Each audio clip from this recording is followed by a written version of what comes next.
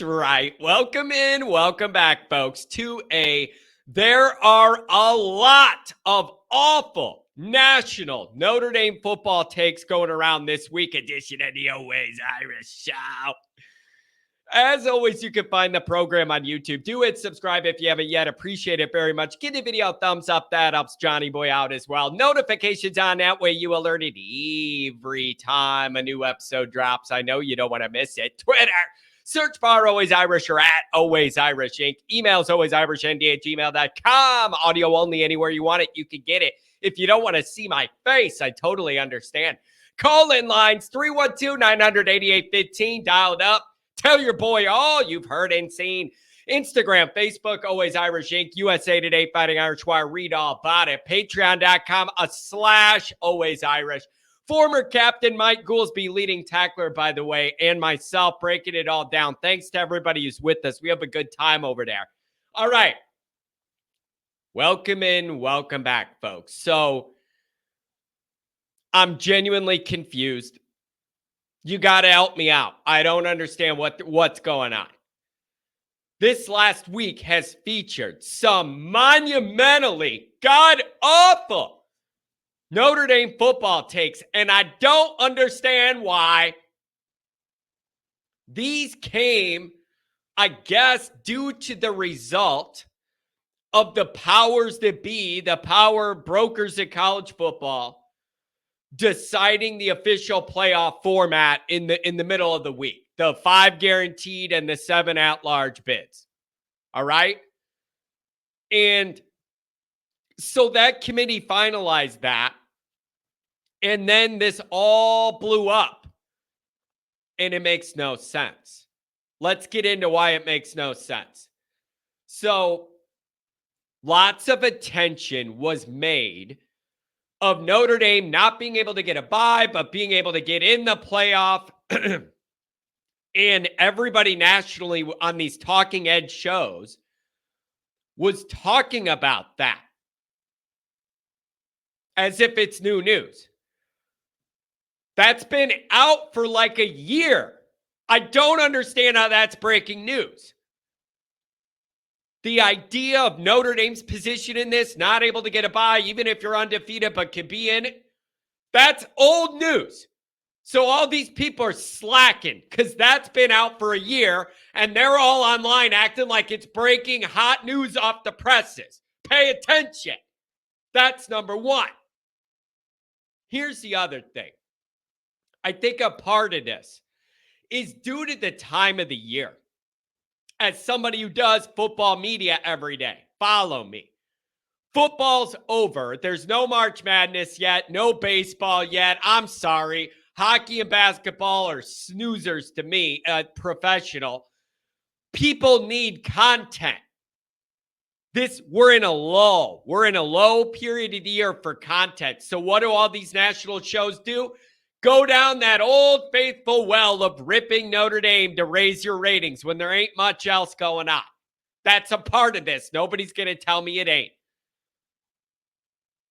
Obviously, we have scores of other fans on Twitter, on Facebook, all over that are saying Notre Dame should be in the playoff unless they're in a conference. I don't care what you think.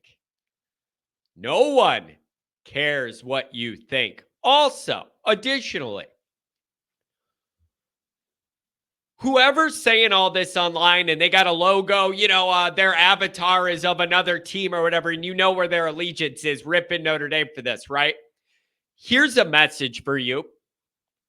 Your favorite school can be independent too. They can be. If you think this is wrong and Notre Dame's getting it off easy here and all, your school could be independent too. Wait a sec. Wait, what's that? They can't afford it? They're not a big enough natural TV draw? They don't have a huge fan base coast to coast and billions of dollars donated every year? Not my problem. Not my problem. That's your problem. If you think it's that unfair what Notre Dame's doing, your school could do it too. If they don't have the resources or power base to get it accomplished, not my problem. Sorry. Have a bigger, better brand and a bigger national footprint. Not my problem. Anybody can be independent, but you got to be able to do it. It's not my problem. And I don't feel guilty if your little regional school can't. Not my problem. Sorry. Oh, that's not fair. Life's not fair. I wanted to be 6'8" and in the NBA, but look at me. Life's not fair. Too bad. Also, every time this comes up, I got to remind these idiots online. It's funny how history gets altered on Twitter.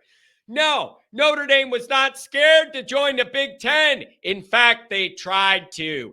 And open bigot Fielding Yost, proudly anti-Catholic, proudly anti-immigrant, loudly on both, banned us from joining the Big Ten back in the day and threatened other Big Ten schools to not schedule us or they could lose their spot in the Big Ten. But somehow the message online is Notre Dame was too scared to join. It's amazing how history gets altered in that regard. I don't understand. I don't understand.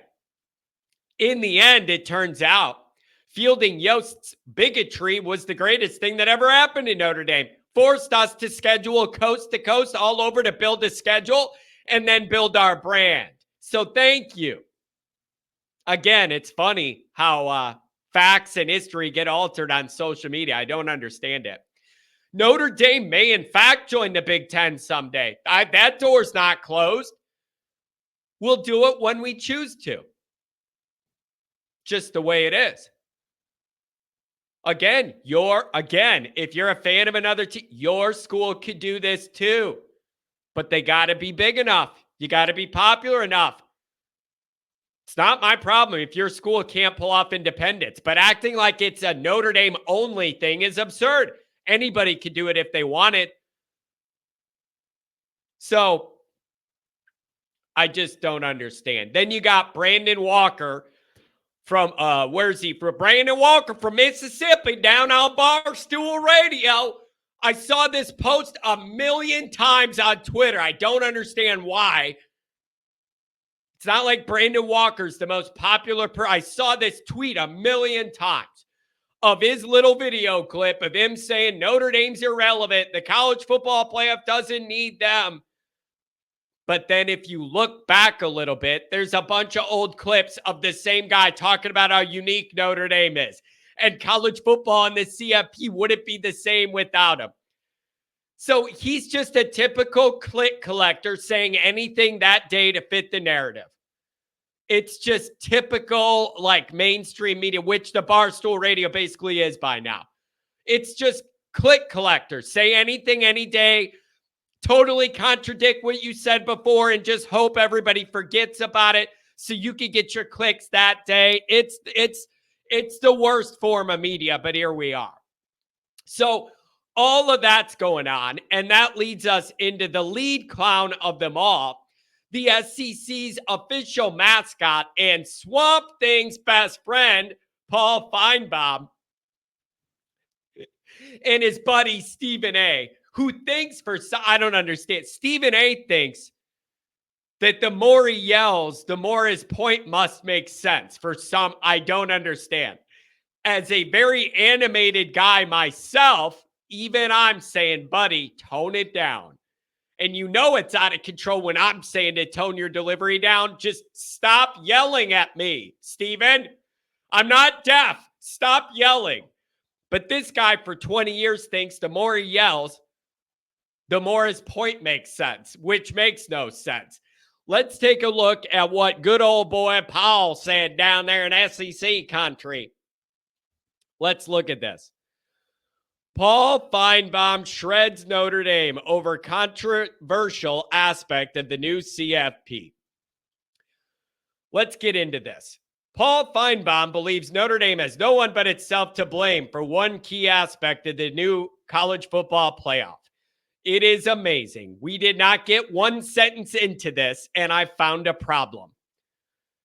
Notre Dame has no one but itself to blame for what Notre Dame's not complaining about the format of the playoff, you idiot. This already, one sentence, and I'm mad. This makes it seem like Notre Dame's complaining about the final playoff format. It's the opposite. Jack Swarbrick helped create it. Notre Dame's not complaining about it. Right away, Paul's making up a national narrative to serve to the SEC and ESPN, rather. And it's illogical and borderline irresponsible. So right away, the first thing here, dead wrong.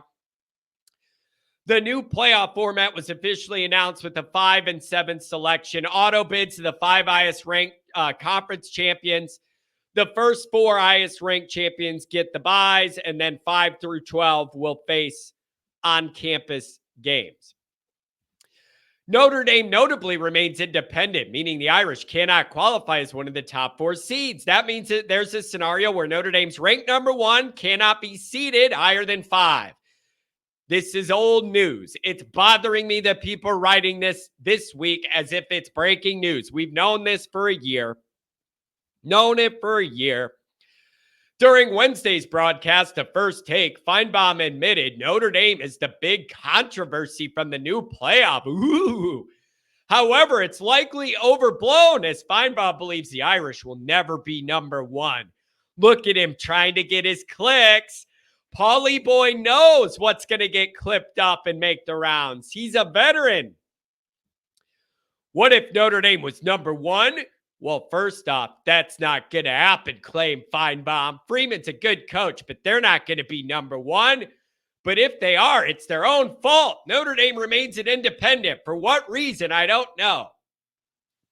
Again, I mean, whatever. He doesn't think Notre Dame can be number 1 again. Nobody thought Notre Dame would be 1 again in 2012, and they were 1 again. So he's just fishing for clicks.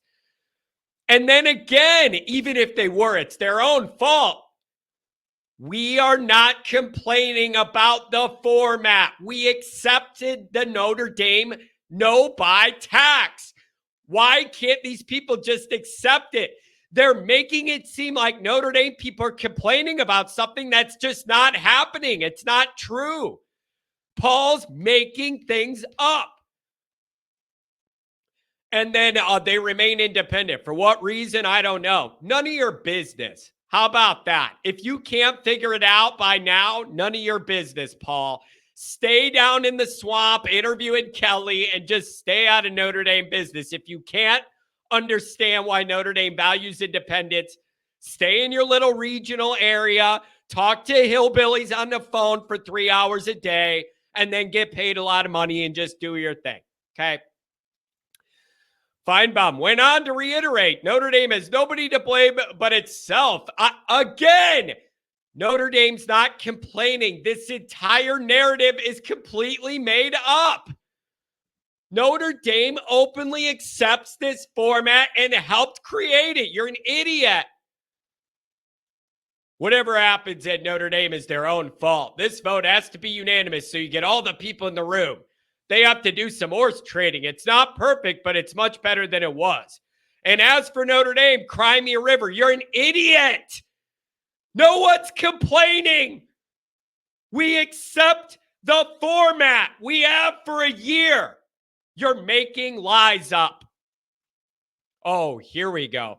Stephen A. Smith joined the conversation, vehemently questioning why anyone feels Notre Dame is still relevant.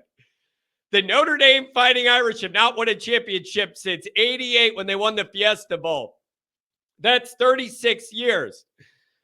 So what? We all know that. Stephen A. just thinks the more he yells, the more it makes sense. And it's just not true. So good job by the producer to remind him of what happened in '88. With the 7 at-large bids available, Notre Dame's unlikely to face a struggle to get into the playoff during a strong season. However, it'll be interesting to see if the specific format hinders the Irish from getting to the quarterfinals anytime soon. So, again, you guys,